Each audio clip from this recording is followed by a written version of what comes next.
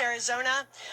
As we speak, my friends, a letter is being delivered to the Federal Aviation Agency and the CEOs and chief legal officers of all of the major airlines as well as their insurance companies, putting these aviation entities on notice that they have ignored and acted in contravention of their own federal aviation regulations, namely Part 14, Title 14 of the Code of Federal Regulations, Section 6513, and its guidance, which essentially prohibit the medical clearance of all pilots who have taken non-FDA approved products. As you may be aware, there are no FDA-approved COVID vaccinations commercially available right now in the United States, which essentially means that every single pilot flying right now who has been vaccinated for COVID-19 in the United States is flying with non-FDA-approved products in their system. These do not fly regulations and guidance, as they are known, clearly state, and I quote, do not issue, do not fly.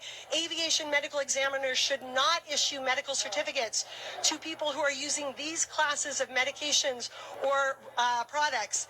Non-FDA, FDA approved less than 12 months ago. The FAA generally requires at least 1 year of post-marketing experience with a new drug before consideration for aeromedical certification purposes. This observation period allows time for uncommon but aeromedically significant adverse effects to manifest themselves. The reason for this prohibition cannot be overstated, and in fact was just delineated in the federal rules I cited to you. We cannot have aeromedically significant adverse events affecting these pilots while they are in the sky, because that doesn't just pose a risk to the pilot themselves, it poses a risk to every American, hundreds of Americans that are flying in that commercial jet with them. At this point, the FAA, all I can say is they have turned a blind eye, not just to the fact that these pilots are flying with newly approved products in their system that they should wait a year before allowing to occur, but with wholly unapproved FAA products in their system. Worse, the FAA is allowing certain carriers to actually mandate these vaccines in violation of not just the regulation I just stated, but also black letter federal law, the Emergency Use Authorization Act, which prohibits any mandating of a product while it is still in the experimental phase. At this point, we are aware of aeromedically significant adverse effects that have occurred and will likely keep occurring with these pilot populations. There was one pilot who will be speaking shortly who, once he got up in the sky, quote, felt an extreme burst of pressure in his brain, which caused him to become dizzy, shaking, nauseous, and then to essentially black out at the controls such that he had zero memory of landing that plane. You will hear from this pilot in just a moment. His name is Cody Flint. He is the father of 2 young children. His career has been wrecked. Everything he worked for has been wrecked by virtue of what you just heard. I'm going to quote to you as well another couple of pilot stories so you can understand the significance of what we are talking about. These stories were taken from the Vaccine Adverse Event Reporting System, also known as VAERS. On the morning of March 15th, 2021, I noted that I had no vision in my right eye. As a commercial pilot, I considered this to be an emergency. Different pilot. Symptoms began almost immediately: constant dizziness, body aches, overall weakness. Later, I woke up with severe chest pain and difficulty breathing. Another pilot. 2 days after my second shot, I had a blood clot in my left arm, and 5 days later, a heart attack. I'm a pilot with EKGs that I get yearly. I could go on at this point, but suffice to say that the list of severe adverse health effects is absolutely horrifying. We are talking myocardial infarctions, also known as a heart attack, atrial fibrillation, pericarditis, swelling of the sac around the heart, brain swelling, elevated intracranial pressure on the brainstem and spine, subarachnoid hemorrhages, also known as a stroke or a brain bleed, and blindness. Half of the pilots I just referenced had brain events occur. The other half had cardiovascular events occur. And in more than half of those pilot stories, those things were listed by VAERS or their doctors as being life-threatening, permanently disabling, or both. What I think we can all agree on at this point is that none of those things are health events that we would want our commercial airline pilot to be experiencing in the air.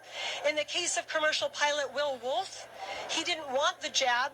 He felt coerced to get it by his large carrier based in Dallas, and he is now dead His path to the grave began with a stroke.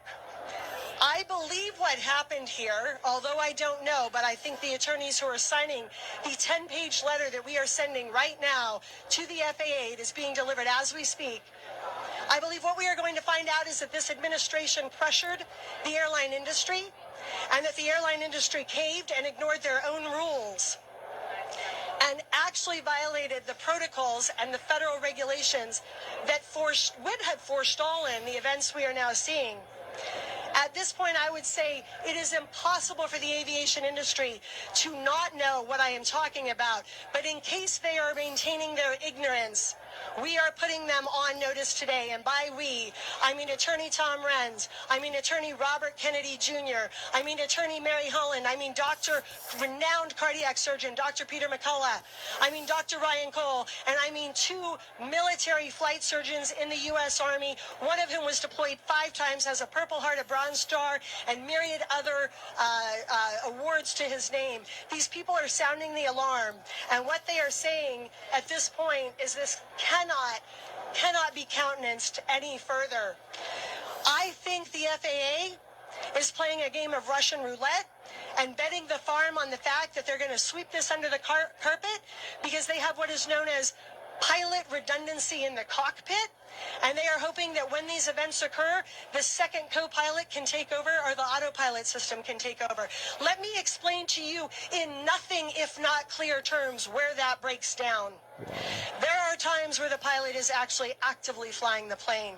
When they are 300 feet above the tarmac on approach for landing, they are actively flying that plane and they need to keep those wings level. And if you see a severe seizure, which is what began Pilot Will Wolf's path to the grave, a tonic-clonic seizure, and now that pilot is jerking at the controls, and a wing dips and it catches an edge. You now have an entire 747 full of innocent American passengers and our kids cartwheeling down the tarmac. We cannot bet on pilot redundancy. We cannot bet that there will be somebody there like there was with the Calgary flight a couple of weeks ago to bring that plane home when the first pilot loses consciousness. As the Department of Justice said in January of this year in regards to the Boeing 737 issue, you cannot, in an airline industry, countenance misleading statements, half-truths or omissions, or be less than fully transparent in an industry where the stakes are this high. The public needs to be, quote, confident that the government regulators are effectively doing their job, as safety is of paramount importance in the commercial aviation industry. Right now, in my humble opinion, the aviation industry is not being fully transparent. They are not effectively doing their jobs.